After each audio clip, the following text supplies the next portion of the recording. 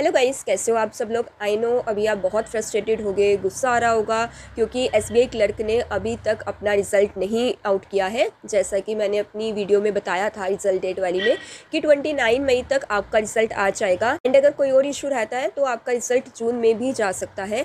अभी 4 जून हो गई है, अभी तक एसबीआई क्लर्क का रिज़ल्ट का कुछ नहीं पता कि कब आएगा कब नहीं आएगा। इसकी वजह से क्या है कि स्टूडेंट्स अपना पढ़ाई में ध्यान नहीं दे पा रहे, रिज़ल्ट का वेट कर रहे हैं, डेली रिज़ल्ट चेक कर रहे हैं गूगल पे जाके, एसबीआई की वेबसाइट पे जाके या टेलीग्राम चैनल्स पे जाके। और बहुत सारी फेक न्यूज़ भी आ रही हैं। जैसे कल का जो दिन था उधर बहुत सारी फेक न्यूज़ थी कि रिज़ल्ट आउट हो गया है, 1 जून को रिज़ल्ट आउट ही हो गया है, जिसकी वजह से स्टूडेंट्स का टाइम वेस्ट होता है, एनर्जी वेस्ट होती है। और आप सभी ने तो सुना ही होगा, अभी मुझे नहीं पता, कंफर्म कुछ हुआ नहीं है, लेकिन जितना सुनने को मिला है कि आईबीपीएस पीओ का एग्ज़ाम शायद जल्दी हो सकता है, जिसमें अभी बहुत कम टाइम बचा है, हार्डली 2 या 3 महीने बचे हैं, जिसमें आपको प्री के साथ साथ मेंस की भी तैयारी करनी है। क्योंकि प्री की तैयारी करके तो कुछ भी नहीं होगा, अगर आप प्री क्लियर भी कर लेते हो, जब तक आपकी मेंस की तैयारी नहीं होगी तब तक आप मेंस में अच्छा स्कोर नहीं कर पाओगे, जिसकी वजह से आगे अगर आप इंटरव्यू में भी चल जाते हो तो वहाँ पर आपको दिक्कत होगी।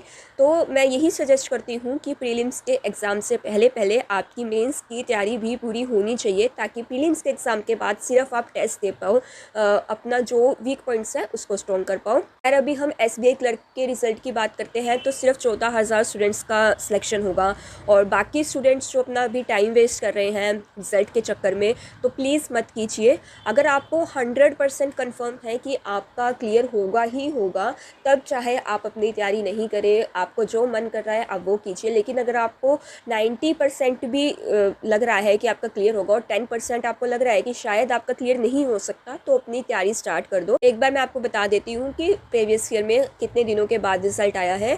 तो 21-22 में 47 डेज़ के बाद रिज़ल्ट आया था, 22-23 में 54 डेज़ के बाद आया था, 23-24 में 18 दिन के बाद आया था। क्योंकि बहुत सारे रीज़न थे, इलेक्शन था और फ्लड के कारण कुछ स्टेट में एग्ज़ाम लेट हुआ था, तो हम लास्ट शिफ्ट को कंसीडर करके ही बताते हैं कि जो लास्ट शिफ्ट हुई थी उसके 18 डेज़ के बाद रिज़ल्ट आया था। एंड अभी 24-25 में मेरे हिसाब से 40 से 47 डेज़ के बाद आ जाना चाहिए था, यानी कि 29 मई तक आ जाना चाहिए था, लेकिन अभी तक रिज़ल्ट नहीं आया है। इसका मतलब ये है कि रिज़ल्ट में कोई ना कोई प्रॉब्लम हुई है। जैसा कि मैंने अपनी कट ऑफ वाली वीडियो में भी बताया था आपको कि कुछ स्टेट्स मैंने रेड मार्क किए थे, जिसके अंदर मैंने बोला था कि इन स्टेट्स में मुझे डाउट है कि जो कट ऑफ है वो क्वालिफाइंग मार्क्स से कम जा सकती है। अनएक्सपेक्टेड कुछ हमें कट ऑफ देखने को मिल सकती है, क्योंकि वैकेंसी ज़्यादा थी एंड पेपर अब की बार बहुत डिफ़िकल्ट आया था, जिसकी वजह से कुछ स्टेट्स में मुझे डाउट लग रहा था। आई थिंक वही रीज़न है जिसकी वजह से अभी तक रिज़ल्ट आउट नहीं हुआ है।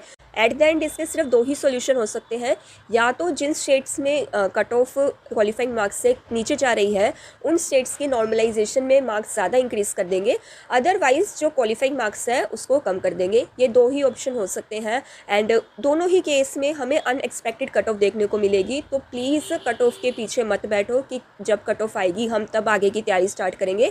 मैं आपको यही सजेस्ट करूँगी, अभी आरआरबी पीओ के एग्ज़ाम्स में है, आईबीपीएस पीओ का एग्ज़ाम है जो बहुत इंपॉर्टेंट होता है, तो अपनी उसकी तैयारी स्टार्ट कर दो अभी से। अगर आप इसी चक्कर में बैठे रहोगे कि क्लर्क का रिजल्ट आएगा और वहाँ पर आपको अनएक्सपेक्टेड कट ऑफ देखने को मिल गई, या तो बहुत ज़्यादा जा सकती है नॉर्मलाइजेशन से या बहुत कम जा सकती है, तो दोनों ही बहुत एक्सट्रीम केसेस हैं।